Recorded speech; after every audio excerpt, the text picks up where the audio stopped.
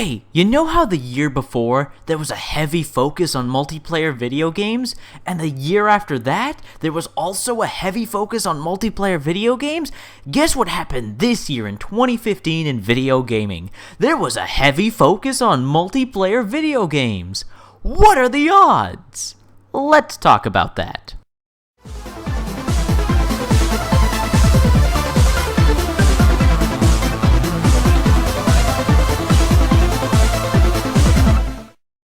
Hey! Hi! How you doing? This is the Gamertron and welcome back to the Gamertron Show. Multiplayer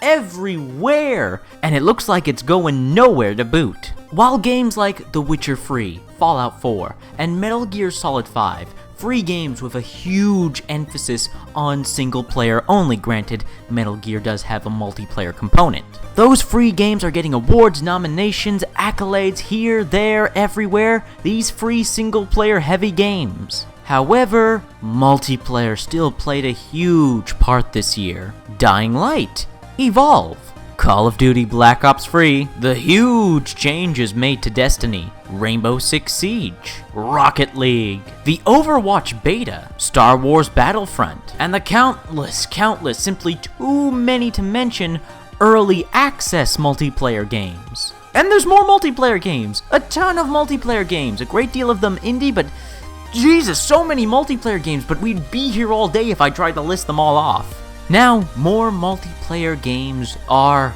great, stupendous. Despite the drawbacks of video gaming multiplayer communities, you know, the negativity, the toxicity, the asshole players. Where there's a multiplayer video game, there's going to be an asshole somewhere in the world who is playing it and is going to be an asshole to someone else online. It happens with multiplayer games, unfortunately. That's the drawback of multiplayer. You can't filter out the good from the bad people. It really is luck of the draw when you get into a multiplayer game. You have to hope you don't run into an asshole. But besides that, I am still incredibly happy that friends are made through multiplayer video games. Memorable, exciting moments occur through multiplayer video games. And this really does seem like the year 2015, hell, next year too, when the year before that there was some... Multiplayer is taking over the world, is what I'm saying. Multiplayer is the system seller, the game changer, the eye catcher, and there's nothing wrong with that. However, to play devil's advocate and to bring up a simply a personal concern this year, video game developers and publishers worldwide, please do not neglect the single player or at least an offline aspect to your game. Multiplayer only games are starting to slip in more and more, and some of them being genuinely really good games. However, multiplayer only games have the unfortunate detriment of, well, you can only play the game with other people.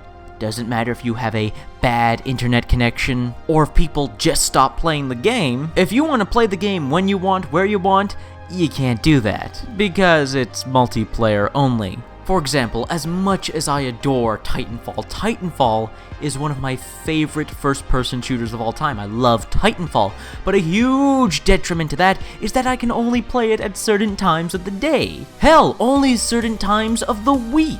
Because it's a multiplayer-only game, and it requires people, and not everyone is playing at the same times or playing the same game modes at the same time. This could be easily remedied with an offline mode that had you play against bots. Replace the players with bots. Now, not all multiplayer games do this. New games, such as the new Star Wars Battlefront and Rainbow Six Siege, instead of allowing you to play the multiplayer game modes but replace the players with bots, which is why certain multiplayer-only games of the past, mind you, are still being played today, they instead make a separate solo offline mode, which in itself is its own unique and subjectively fun content. It does feel like a tiny bit of a cop-out to add that extra, obvious, free content and add more value to your game. I mean, these developers, Ubisoft, DICE, and even going back to Titanfall, Respawn Entertainment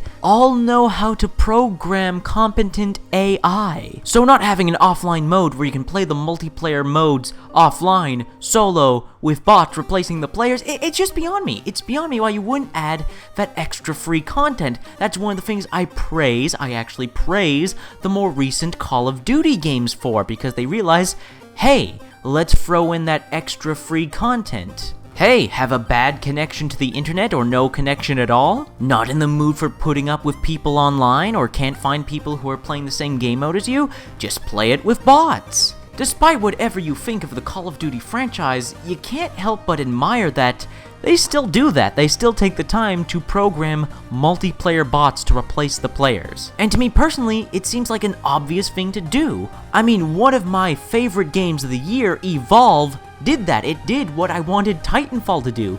Just let me play the game modes available with bots. I know most people consider Evolve to be a multiplayer game, but I usually play Evolve as a single player game unless I'm playing with friends. In that case, it becomes a multiplayer co-op game. Co-op, let's get into that quickly. Co-op, also a huge factor this year. While multiplayer PvP is of course extremely popular, that's never going to change, co-op, I'm glad to see, is making a much bigger comeback because co-op was kind of going on the sidelines almost, in favor of player versus player, so I'm really happy to see co-op making a much larger return. If I'm being honest with you guys and myself, I much rather prefer multiplayer co-op to multiplayer PvP. While there were some great PvP multiplayer games that were certainly released this year, Rainbow Six Siege, Rocket League, Evolve, and many others that I just can't think off the top of my head, player versus player multiplayer will always have that detriment to me of, I don't want to run into an asshole. I'm a positive person. I'm Canadian for goodness sake, so I'm not in the mood for just encountering some guy who's being a jerk over a video game and being childish and immature for completely nonsensical and petty reasons. I run into that enough with YouTube comment sections. I don't need that in my multiplayer video games. So I personally, I don't claim to represent anybody. I don't claim to represent the multiplayer gaming community. I just saying, me personally, I prefer co-op. And seeing more co-op games come out is quite frankly an awesome thing to see. Now, this video is about multiplayer gaming in 2015 and how so many came out and how it ruled the gaming world. Multiplayer video games took the gaming community and the industry by storm. It looks to again play a huge role in the upcoming year of 2016.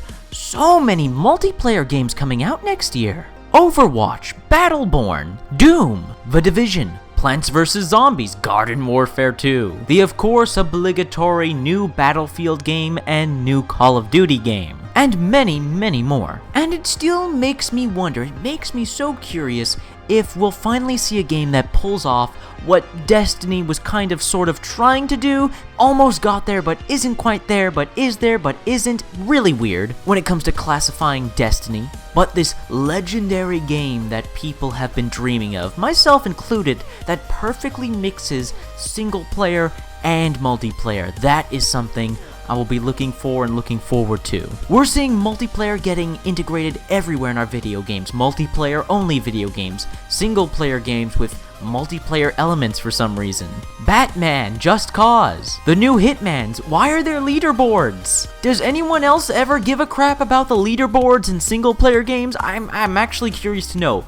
Question right now for everybody. Do you give a damn about multiplayer leaderboards in a single player game? I've honestly never cared and it's never affected the way I play games. I'd much rather actually play this single player game as like a multiplayer co-op game and actually try to compete with a friend in multiplayer co-op than just read something on a leaderboard. We'll actually challenge ourselves or each other in the game than just looking at a leaderboard. But that's just my opinion, I'd love to hear yours. But as it is, to cap off this video, multiplayer is a mainstay of video gaming. That's for sure. I don't expect it to go anywhere. I just hope that single player and co-op isn't forgotten along the way. Not everyone can afford stellar internet or the multiplayer subscription services required by Xbox and PlayStation. Just saying. Still though, I am more than happy to see the future of video games and how multiplayer is integrated into video games. It's a very, very interesting thing to see come about. Video game history in the making, folks.